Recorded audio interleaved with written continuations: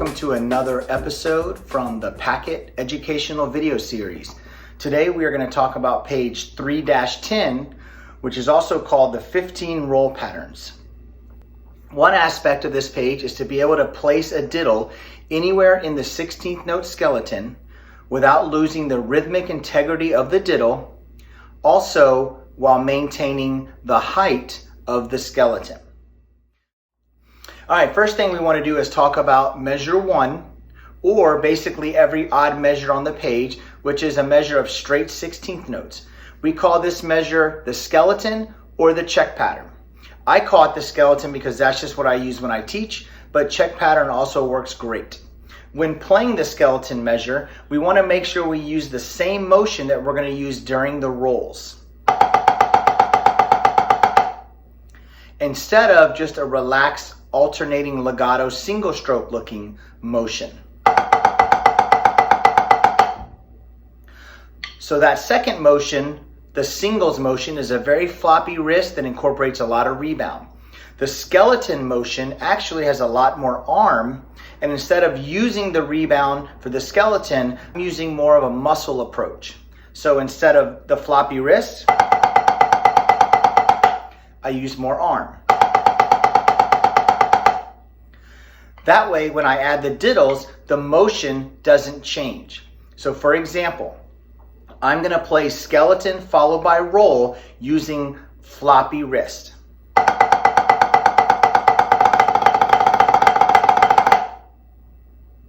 Now I'm going to use the skeleton with an arm motion by holding my grip in place and using the arms to keep the motion going.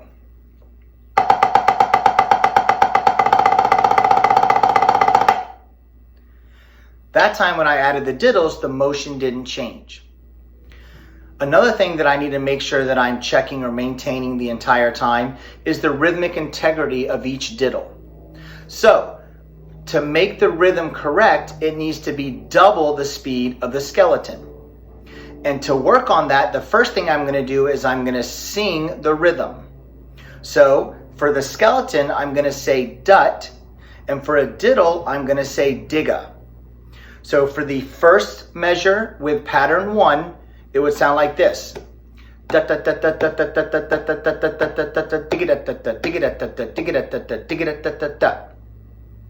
And I'm making sure when I sing it that my digga is exactly double the speed of my duts. And that's how I want to approach it when I play my diddles on the pad. So when I'm articulating my rhythms out loud, there's a few different ways that this will make you a better player. Number 1, I'm telling my brain what the rhythm sounds like, because by me saying the rhythm, obviously my brain is telling me what to say. And so my brain knows the rhythm, then in turn my brain will tell my hands what to play. So I'm basically reinforcing what I'm supposed to hear by telling my brain or telling my hands what they need to do. The second thing is it allows me to hear what's correct before I actually play on the instrument. So then I can compare the two to see if I did it correctly. So let's use pattern 1 and I'll show you some examples.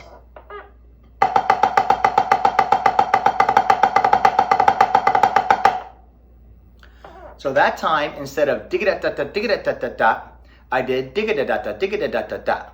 So the diddle was too open and it was too slow. It didn't match my digga-da-da-da. I played a digga-da-da-da. Another option would be if I played it too closed.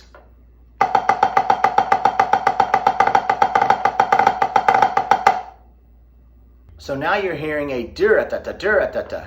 It's a closed diddle where I'm basically either adding buzzes or I'm crushing down the space, but it's not the correct rhythm. So I say my rhythm out loud so then I can make sure that I hear the same rhythm I'm supposed to play. Digga-da-da-da, digga-da-da-da-da.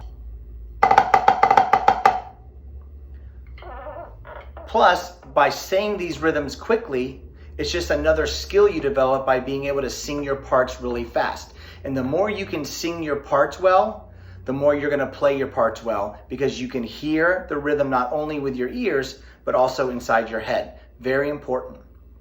All right, so let's jump into the specific patterns from the page.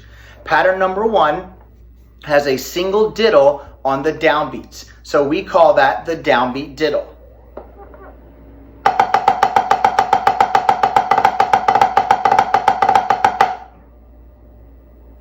And remember, on that one, I was making sure I played digga-da-da-da, digga-da-da-da, digga-da-da-da, digga-da every time.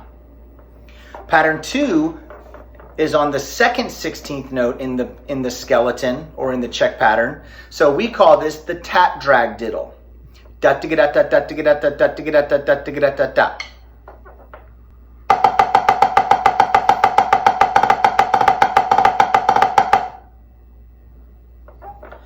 Pattern 3, the diddle has now shifted again, and it's on the third 16th note, which is what we call the upbeat. So this would be the upbeat diddle, and it's da da digga da da da digga da da da digga da da da digga da da.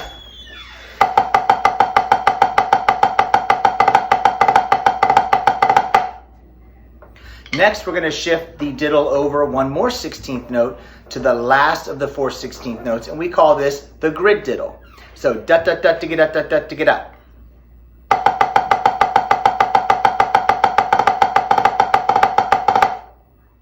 So to recap the first 4 patterns, which we call the single diddle patterns, we have the downbeat diddle, the tap drag diddle, the upbeat diddle, and the grid diddle.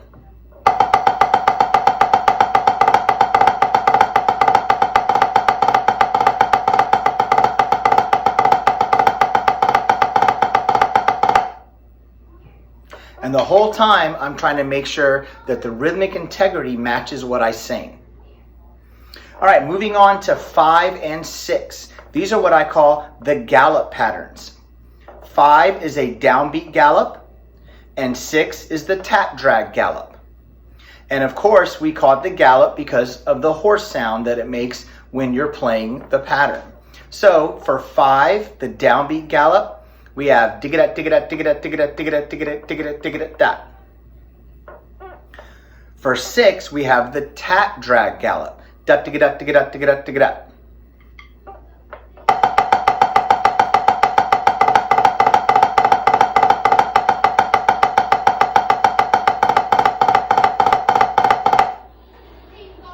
Again, working on keeping the skeleton the same throughout and making sure the rhythmic integrity is correct.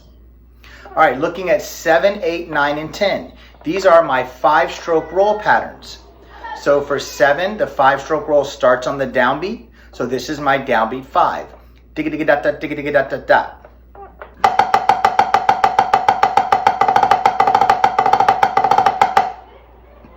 Pattern 8, we have now moved the 5-stroke over to start on the second 16th note.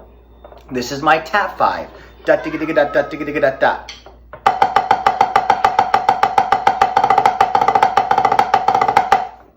Number 9, the upbeat 5 starts on the and or the te, and that one da da digga digga da da digga digga da da digga digga da da digga digga da.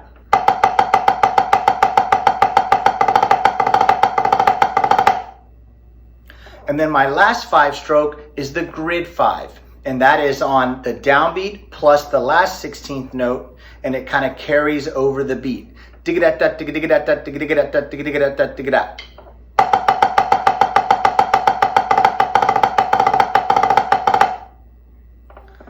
So to review, 7, 8, 9, 10. These are my 5-stroke roll patterns.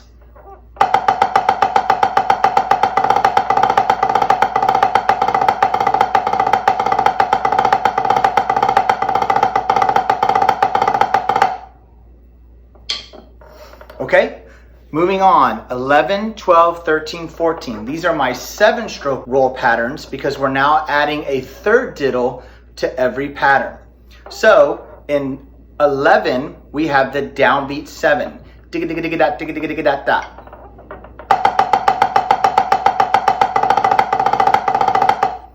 And on this one, I want to remind you, one height, so I'm not going to throw a giant accent in on the single hit of the skeleton.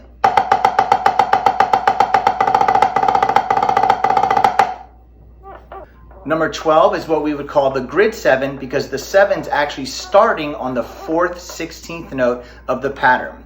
Digga digga da digga digga digga da digga digga digga da digga digga digga da digga da.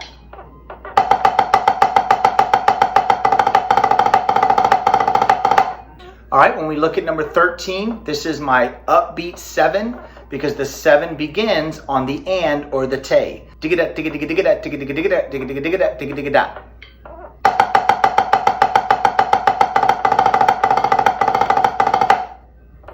And then the last of the 7s are what we call the tap 7s because the 7 starts on the second hit of the 16th notes, which is the T or the E. So da digga digga digga da digga digga digga da.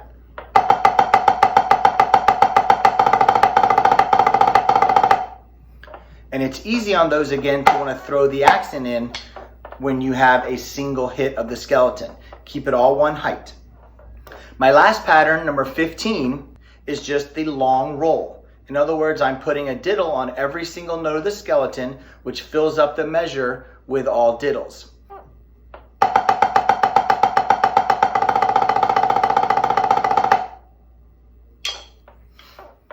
All right, so page 3-10. There's a few ways you can play this page. What we did today was we kind of took it pattern by pattern, and then we put those patterns into groupings. So I could work on pattern 1 or pattern 2 or pattern 3 or pattern 4 separately, but then I can put them together as my single diddle patterns. You can also jump around by doing all the even numbers or all the odd numbers. You can do it backwards by starting at 15 and working your way back to 1. You can just work on a specific pattern for that day because it's one that's giving you trouble and you just want to zero in on it. The goal is to be able to play all of these at equal success, and that way when you get your music, there's going to be no diddle pattern that's going to surprise you or be something that you can't handle. The last super important tip I'm going to tell you is play every single thing on the page starting on the left hand. You need to know what a downbeat diddle feels like on the left or a tap drag diddle on the right. So always practice off the left hand just like you practiced off the right hand. Okay, super important page. I hope this makes sense. Grab your sticks, grab your pad, get to practicing. Good luck.